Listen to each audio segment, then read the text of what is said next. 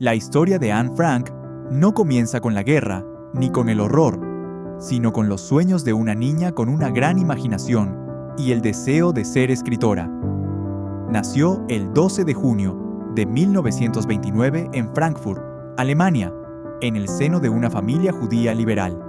Su infancia fue alegre. Jugaba con su hermana Margot, asistía al colegio y le encantaba leer cuentos. Desde temprana edad, mostraba una sensibilidad especial por lo que la rodeaba y un amor profundo por la palabra escrita. Sin embargo, en 1933, cuando Anne tenía solo 4 años, Adolf Hitler subió al poder. Lo que parecía un cambio político se transformó en una pesadilla. Comenzó una política sistemática de persecución contra los judíos, quienes fueron despojados de sus derechos, aislados socialmente y convertidos en enemigos del Estado. La familia Frank, al ver el panorama oscuro que se cernía sobre Alemania, decidió emigrar a Ámsterdam en busca de seguridad. Durante los primeros años en Países Bajos, Anne vivió con cierta normalidad. Aprendió holandés, se adaptó al colegio, hizo nuevas amistades y disfrutaba del cine y la lectura. Tenía una personalidad viva, curiosa y habladora. A pesar de haber dejado su país natal, parecía haber encontrado un nuevo hogar. Pero esa paz fue efímera. En mayo de 1940, los nazis invadieron Países Bajos y con ellos llegó una nueva ola de discriminación y leyes antisemitas que cambiarían su vida para siempre. Las medidas impuestas por los nazis fueron rápidas y estrictas. A los judíos se les prohibió asistir a cines, nadar en piscinas públicas, montar en bicicleta o tener contacto con personas no judías. Anne fue obligada a cambiarse a una escuela exclusivamente judía. Cada día traía una nueva restricción. La familia vivía con miedo constante, sabiendo que el futuro era cada vez más incierto. El 5 de julio de 1942, Margot recibió una citación para acudir a un campo de trabajo. Fue entonces cuando Otto Frank tomó una decisión que marcaría sus vidas: esconderse. El 6 de julio de 1942, la familia Frank se trasladó al escondite que habían preparado durante semanas, un anexo secreto ubicado en el edificio donde Otto trabajaba. El acceso estaba oculto tras una estantería giratoria.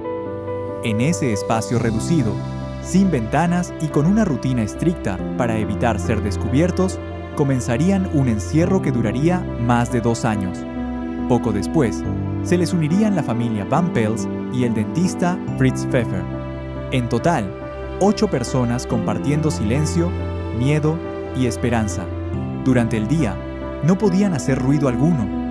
Caminaban descalzos, evitaban tirar la cadena del baño o abrir el grifo, y se comunicaban en voz baja. Las tensiones eran inevitables en un espacio tan pequeño.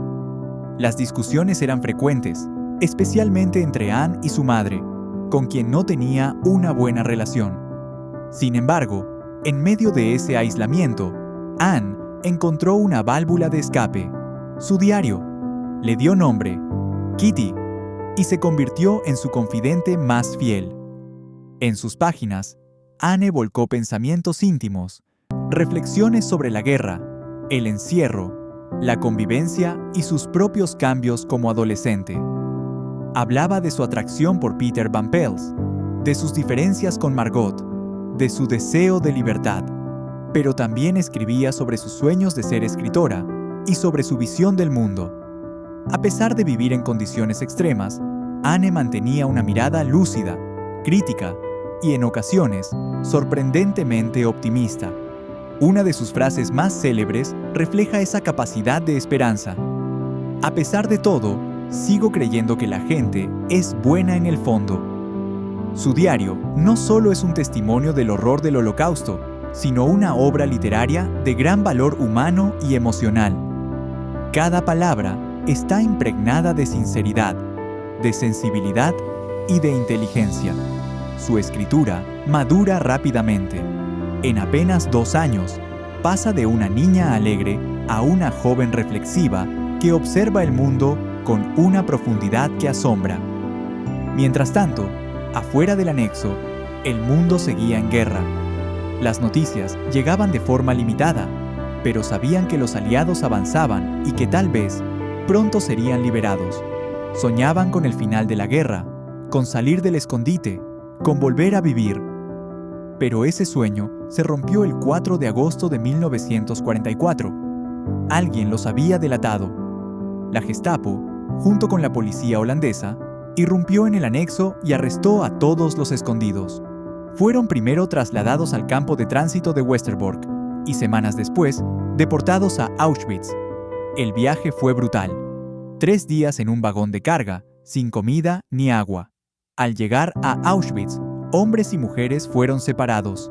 Otto Frank fue apartado de su esposa e hijas y nunca más volvió a verlas. Anne y Margot fueron enviadas a la sección de mujeres. Allí pasaron hambre, frío y enfermedades, en condiciones infrahumanas. A fines de octubre de 1944, Anne y Margot fueron trasladadas al campo de concentración de Bergen-Belsen. El invierno fue devastador. El tifus se propagó rápidamente, y sin atención médica ni alimentos adecuados, ambas hermanas murieron a principios de 1945. Anne tenía solo 15 años. Semanas después, el campo fue liberado por los aliados. La familia Frank había sido destruida, pero su historia estaba por escribirse de otra manera. Otto Frank fue el único sobreviviente. Tras ser liberado, regresó a Ámsterdam. Allí, una de las personas que había ayudado a la familia, Miep Gies, le entregó algo invaluable: el diario de Anna.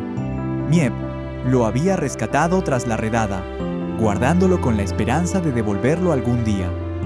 Al leerlo, Otto descubrió un mundo que no conocía: los pensamientos de su hija, su crecimiento interior, su dolor, su fortaleza y su talento. Durante un tiempo dudó si debía publicarlo. Era un documento íntimo, el corazón abierto de su hija, pero entendió que Anne había escrito para ser leída. En 1947, se publicó por primera vez con el título El diario de una joven. Desde entonces, ha sido traducido a más de 70 idiomas, vendido millones de copias y adaptado a teatro, cine y televisión. La casa donde se escondieron fue convertida en museo, y hoy miles de personas la visitan cada año. El impacto del diario de Anne Frank ha sido inmenso. Ha servido como herramienta educativa, como testimonio de lo que no debe repetirse y como inspiración para generaciones de jóvenes en todo el mundo. Su historia nos recuerda que detrás de las cifras del Holocausto hay rostros, hay familias, hay sueños truncados. Anne no fue solo una víctima, fue una escritora, una pensadora, una voz que sigue viva. Su historia no termina con su muerte. Cada vez que alguien abre su diario, Anne revive. Nos habla, nos interpela, nos exige que no olvidemos, porque cuando olvidamos, permitimos que se repita. Y cuando recordamos, como Anne quería, mantenemos viva la memoria.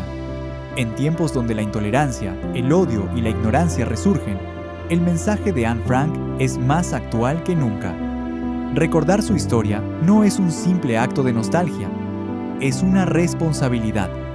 Nos recuerda el poder de la palabra, el valor de la verdad y la fuerza de la empatía. Porque como ella misma dijo, quiero seguir viviendo, incluso después de mi muerte. Y lo ha logrado. Hoy, su voz sigue iluminando, sigue enseñando y sigue conmoviendo. Si esta historia te ha tocado, suscríbete al canal para seguir descubriendo relatos humanos que merecen ser contados. Dale like si crees que recordar es un acto de justicia. Y cuéntanos en los comentarios qué te inspira la historia de Anne Frank.